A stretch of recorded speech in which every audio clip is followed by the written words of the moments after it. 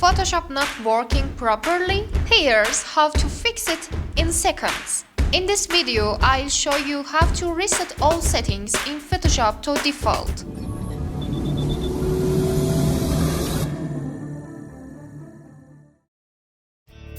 Perfect if your tools are acting up or your layout is messed up. Manual reset via Preferences. Go to Edit, Preferences, then go to General. Click on Reset Preferences and Quit.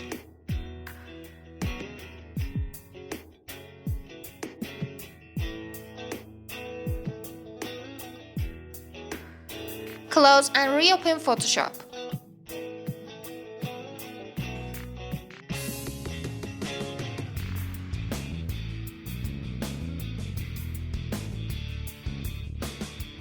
As a bonus tip, you can rearrange the Photoshop workspace. Go to Window